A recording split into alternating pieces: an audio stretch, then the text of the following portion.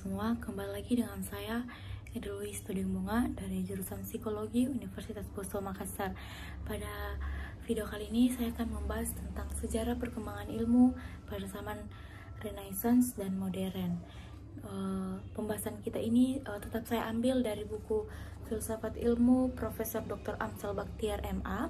Jadi kita mulai saja pembahasannya, yaitu kemajuan ilmu zaman Renaissance dan modern. Yang pertama itu adalah masa Renaissance pada abad ke-15 sampai 16. Jadi Renaissance merupakan era sejarah yang penuh dengan kemajuan dan perubahan yang mengandung arti bagi perkembangan ilmu. Zaman ini juga merupakan penyempurnaan kesenian, keahlian, dan ilmu yang diwujudkan dalam diri jenius serba bisa, Leonardo da Vinci. Nah, kemudian penemuan percetakan dan ditemukannya benua baru oleh Columbus memberikan dorongan lebih keras untuk meraih kemajuan ilmu. Kelahiran kembali sastra di Inggris, Prancis, dan Spanyol diwakili oleh Sacher-Peare, Spencer, Rabelais, dan Ronsard. Pada masa itu juga seni musik mengalami perkembangan. Nah, adanya penemuan para ahli perbintangan seperti Copernicus dan Galileo menjadi dasar bagi munculnya astronomi modern yang merupakan titik balik dalam pemikiran ilmu dan filsafat. Nah, tidaklah mudah untuk membuat garis batas yang tegas antara zaman Renaissance dan zaman modern. Nah, kemudian Copernicus ini adalah seorang tokoh gereja ortodoks. Ia menemukan bahwa matahari berada di pusat jagat raya dan bumi memiliki dua macam gerak, yaitu perputaran sehari-hari pada porosnya dan gerak tahunan mengelilingi matahari. Teorinya ini disebut sebagai heliocentrisme. Nah, di mana matahari adalah pusat jagat raya, bukan bumi sebagaimana yang dikemukakan oleh Ptolemeus yang diperkuat oleh gereja. Teori Ptolemeus ini disebut sebagai geosentrisme yang mempertahankan bumi sebagai jagat raya.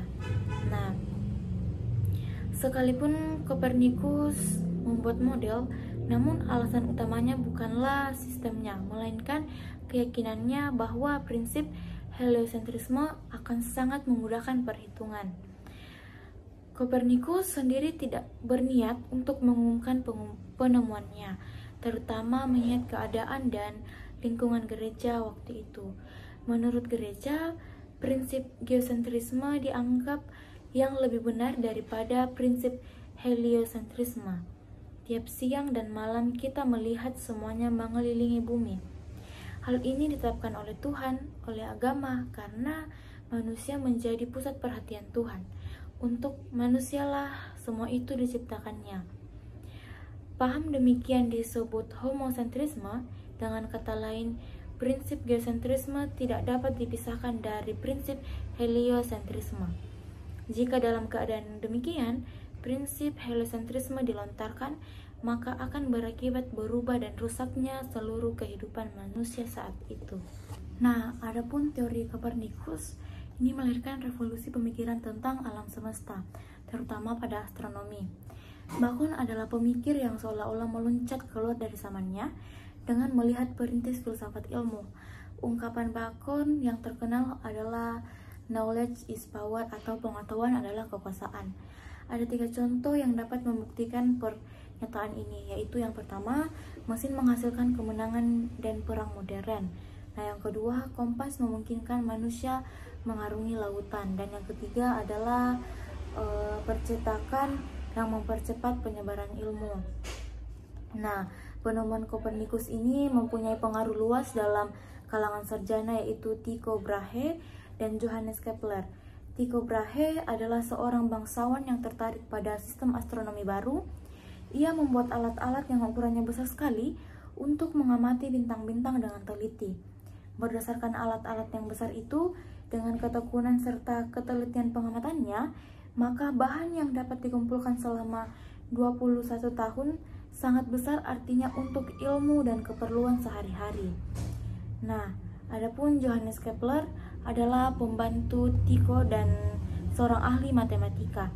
Setelah Tycho meninggal dunia, bahan pengamatan selama 21 tahun itu diwariskan kepada Kepler. Di samping melanjutkan pengamatan, Kepler juga tetap mengembangkan astrologi untuk memperoleh uang guna memelihara perkembangan astronomi.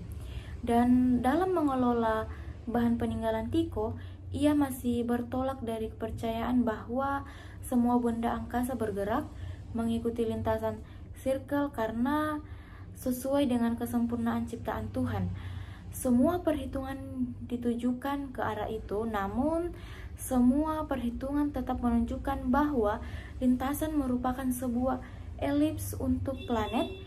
Akhirnya, Kepler terpaksa mengakui bahwa lintasan memang berbentuk elips. Nah, kemudian Kepler menemukan 3 buah hukum astronomi, yaitu yang pertama, orbit dari semua planet berbentuk elips, dan yang kedua, dalam waktu yang sama, garis penghubung antara planet dan matahari selalu melintasi bidang yang luasnya sama.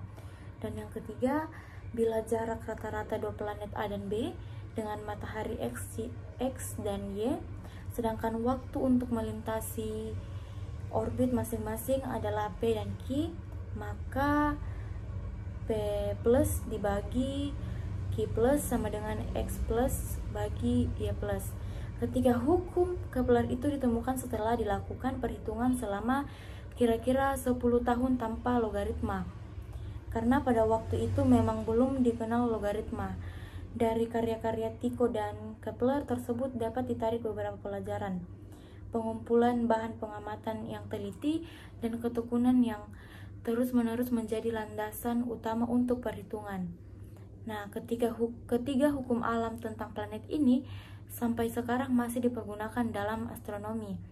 Meskipun di sana-sini diadakan perbaikan seperlunya, karya Kopernikus dan Kepler memberikan sumbangan yang besar bagi lapangan astronomi. Dalam tangan Kopernikus, lapangan ini baru merupakan sebuah model untuk perhitungan. Dalam tangan Kepler, astronomi menjadi penentuan gerakan benda-benda angkasa dalam suatu lintasan yang tertentu. Akhirnya, dalam tangan Newton, pergerakan ini diberi keterangan lengkap baik mengenai ketepatan maupun bentuk elipsnya. Setelah Kepler, muncullah Galileo dengan penemuan lintas peluru, penemuan hukum pergerakan, dan penemuan tata bulan planet Jupiter. Penemuan tata bulan Jupiter memperkokoh keyakinan Galileo bahwa tata surya bumi bersifat heliosentrik. Sebagai sarjana matematika dan fisika, Galileo menerima prinsip tata surya yang heliosentris serta hukum-hukum yang ditemukan Kepler. Galileo dapat pula membuat sebuah teropong bintang. Dengan teropong itu, ia dapat melihat beberapa peristiwa angkasa secara langsung. Yang terpenting dan terakhir ditemukannya adalah planet Jupiter yang dikelilingi oleh 4 buah bulan.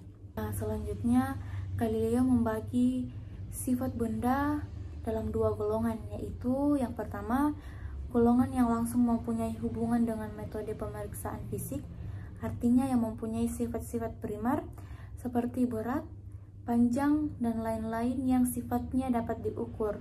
Nah, yang kedua, golongan yang tidak mempunyai peranan dalam proses pemeriksaan ilmiah disebut sifat-sifat sekunder, seperti sifat warna, asam, manis, dan tergantung dari panca indera manusia.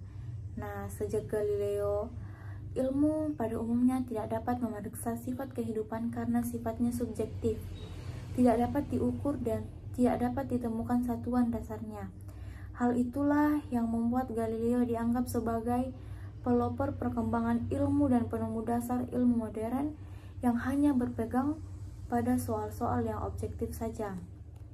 Nah, kemudian pada masa yang bersamaan dengan Kepler dan Galileo ditemukan logaritma oleh Napier berdasarkan basis E, yang kemudian diubah ke dalam dasar 10 Briggs dan kemudian diperluas oleh Broghiel de Decker. Ketika Kepler mendengar tentang penemuan itu, ia memberikan reaksi bahwa ia dapat mempergunakan penemuan logaritma perhitungan yang 11 tahun dapat dipersingkat sekurang-kurangnya menjadi 1 bulan. Nah, pada masa Desargues ditemukan projektif geometri yang sehubungan dengan cara melihat sesuatu, yaitu manusia A melihat benda P dari tempat T. Oleh karena melihat hanya mungkin jika ada cahaya, sedangkan cahaya memancar lurus, maka seolah-olah oleh mata dihubungkan dengan benda oleh satu garis lurus. Sedang Fermat juga mengembangkan ortogonal coordinate system, seperti halnya Descartes.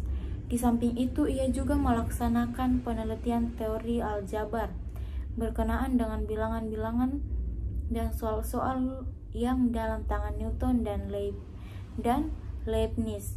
Kemudian akan menjelma sebagai perhitungan diferensial integral atau kalkulus. Fermat bersama-sama Pascal menyusun dasar-dasar perhitungan statistik.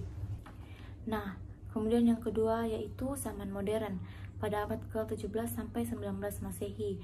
Setelah Galileo, Fermat, Pascal, dan Kepler berhasil mengembangkan penemuan mereka dalam ilmu, maka pengetahuan yang terpencar-pencar itu jatuh ke tangan dua sarjana yang dalam ilmu modern memegang peran sangat penting. Mereka adalah Isaac Newton dan Leibniz. Di tangan dua orang sarjana inilah sejarah ilmu modern dimulai. Nah, Newton sekalipun ia menjadi pemimpin sebuah tempat pembuatan uang logam di kerajaan Inggris, ia tetap menekuni dalam bidang ilmu. Lahirnya teori gravitasi, perhitungan kalkulus, dan optika merupakan karya besar Newton. Teori gravitasi Newton dimulai ketika muncul persangkaan penyebab planet tidak mengikuti pergerakan lintas lurus. Apakah matahari yang menarik bumi atau antara bumi dan matahari ada gaya saling tarik-menarik? Persangkaan tersebut kemudian dijadikan Newton sebagai titik tolak untuk spekulasi dan perhitungan-perhitungan. Namun hasil perhitungan itu tidak memuaskan Newton. Namun persangkaan dan perhitungan lalu ditangguhkan baru kira-kira 16 tahun, kemudian soal itu ditanganinya lagi. Setelah ia berhasil mengatasi beberapa hal yang ada pada awal penyelidikan belum disadarinya. Teori gravitasi memberikan keterangan mengapa planet tidak bergerak lurus, sekalipun kelihatannya tidak ada pengaruh yang memaksa planet harus mengikuti lintasan elips. Sebenarnya pengaruhnya ada, tetapi tidak dapat dilihat dengan mata, dan pengaruh itu adalah gravitasi, yaitu kekuatan yang selalu akan timbul jika ada dua benda yang saling berdekatan. Berdasarkan teori gravitasi dan perhitungan-perhitungan yang dilakukan Newton, dapat diterangkanlah dasar dari semua lintasan planet dan bulan, pengaruh pasang air samudra, dan lain-lain peristiwa astronomi. Justru dalam lapangan astronomilah ketetapan teori gravitasi makin meyakinkan, sehingga tidak ada lagi yang tidak percaya tentang adanya gravitasi ini. Perhitungan kalkulus atau juga disebut dengan diferensial integral oleh Newton di Inggris dan Leibniz di Jerman terbukti sangat luas antara dua atau lebih banyak hal yang berubah bersamaan dengan ketentuan yang teratur. Misalnya, kecepatan planet mengelilingi matahari yang berbeda-beda sepanjang lintasan, menemukan maksima dan minima dari suatu kurva, menemukan tambahan luas lingkaran bila radius berubah sedikit sekali, dan lain sebagainya. Setelah kalkulus ditemukan, banyak sekali perhitungan dan pemeriksaan ilmiah dapat diselesaikan. Sebelumnya tinggal problematis saja. Tanpa kalkulus, ilmu matematika tidak dapat berkembang seperti sekarang ini. Penemuan ketiga yang mendasari ilmu alam adalah pemeriksaan Newton mengenai cahaya dan lazim disebut optika. Dengan mempertimbangkan bahwa cahaya masuk melalui lensa, sedangkan bagian perifer lensa mendekati bentuk prisma, sehingga cahaya perifer terbiasa menjadi pelangi yang disebut chromatic aberration. Maka Newton membuat teleskop tanpa lensa. Ia menggunakan cermin cekung yang berdasarkan pemantulan cahaya sehingga tidak terjadi pembiasan. Pada masa sesudah Newton, perkembangan ilmu selanjutnya adalah berupa ilmu kimia. Jika pada masa Newton, ilmu yang berkembang adalah matematika, fisika, dan astronomi, pada periode selanjutnya ilmu kimia menjadi kajian yang sangat menarik. Ilmu kimia tidak mulai dengan logika, aksiomia, ataupun deduksi. Semua permulaan ilmu kimia praktis berdasarkan percobaan-percobaan yang hasilnya kemudian ditasvirkan. Pada permulaannya, semua percobaan bersifat kualitatif. Kemudian Joseph Black dikenal sebagai pelopor dalam pemeriksaan kualitatif. Ia menemukan gas CO2. Ia melakukan pemanasan terhadap kapur. Hawa yang keluar kemudian dialirkan melalui air kapur yang sudah disaring lebih dahulu. Pada waktu hawa yang keluar dari kapur mengalir, maka air kapur yang jernih menjadi keruh. Demikian pula Henry Cavendish memeriksa gas yang terjadi jika serbuk besi disiram dengan asam dan menghasilkan hawa yang dapat dinyalakan. Sarjana lain yaitu Joseph Priestley menemukan 9 macam hawa, NO dan oksigen yang antara lain dapat dihasilkan oleh tanaman. Oksigen ini dapat menyegarkan hawa yang tidak dapat lagi menunjang pembakaran.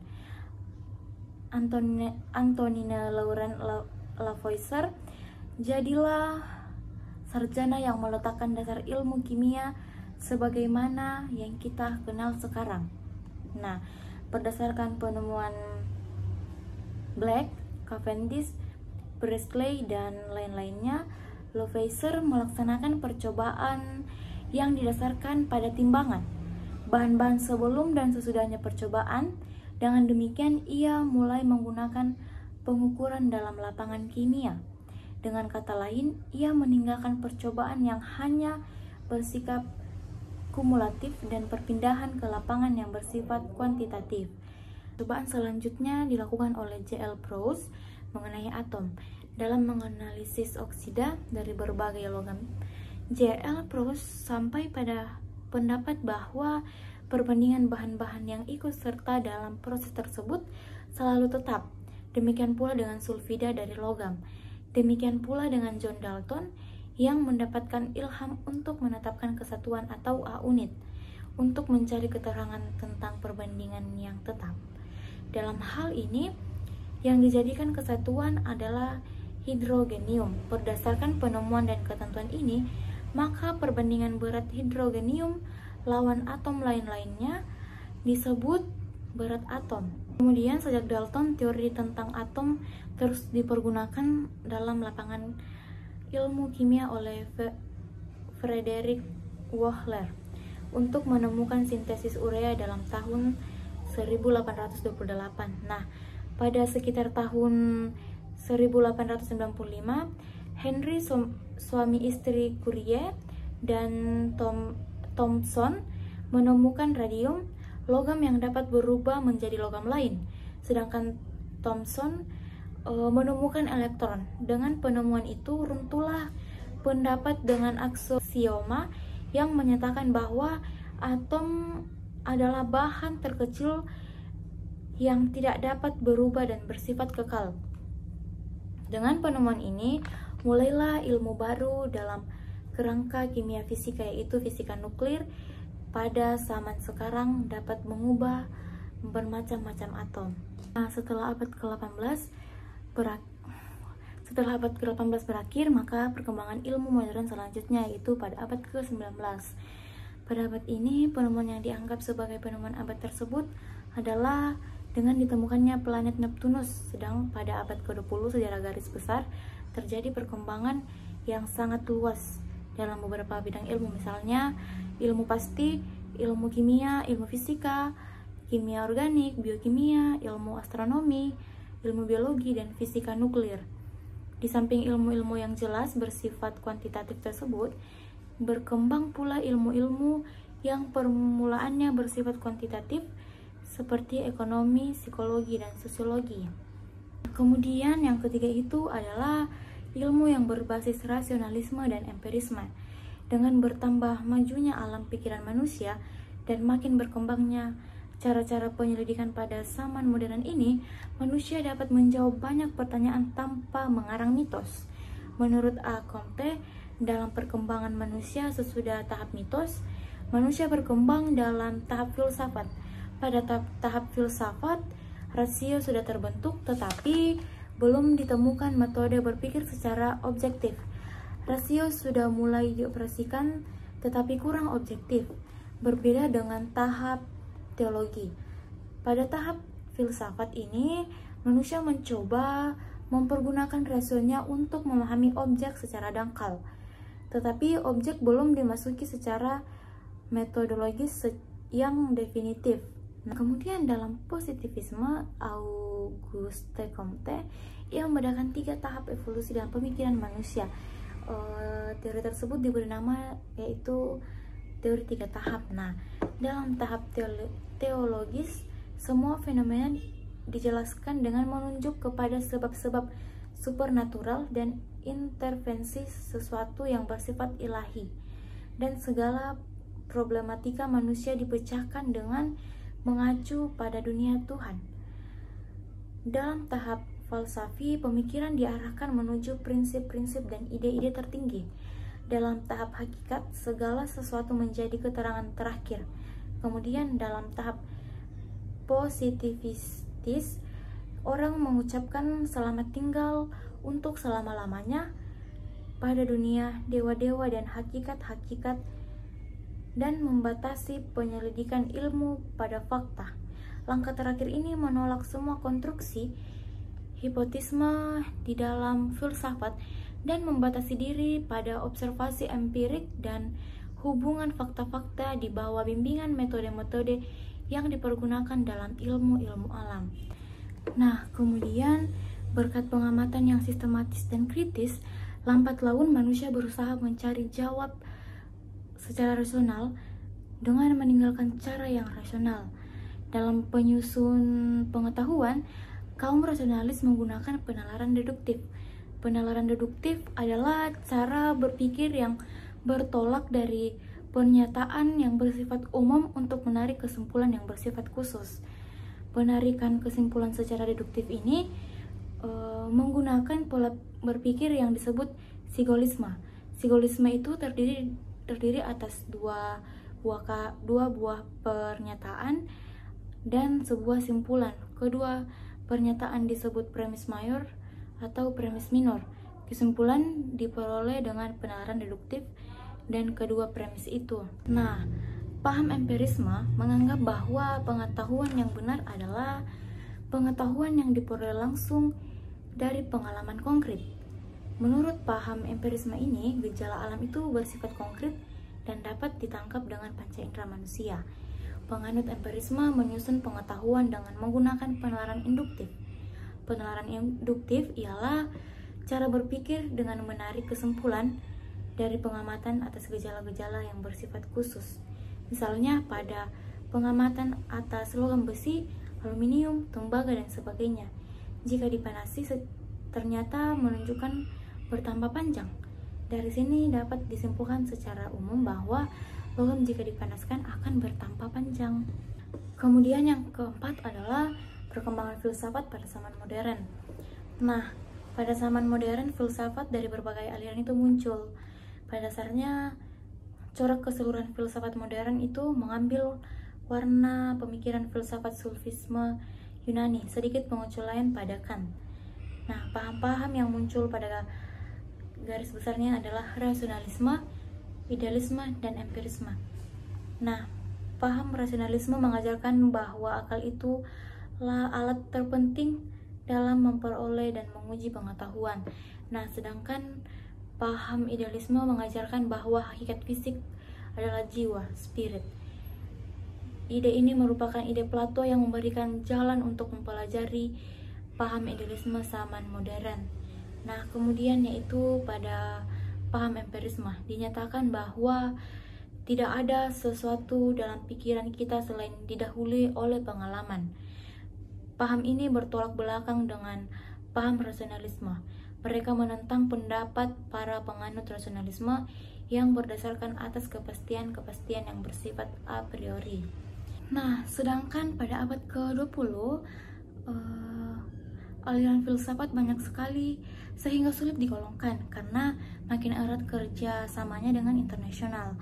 Namun sifat-sifat filsafat pada abad ini lawannya abad ke-19, yaitu antipositivistis, tidak mau bersistem realistis, menitik beratkan pada manusia, pluralistis, antroposentrisme, dan pembentukan subjektivitas modern. Nah, itu adalah pembahasan saya pada video kali ini. Semoga teman-teman dapat mengerti dan dapat berguna bagi teman-teman, dan tentu saja dapat berguna bagi saya sendiri. Dan juga terima kasih telah meluangkan waktunya untuk menonton video saya. Dan mohon maaf bila ada kesalahan kata yang saya ucapkan, mohon dimaafkan. Itu adalah video dari saya. Sampai bertemu kembali pada video berikutnya. Terima kasih.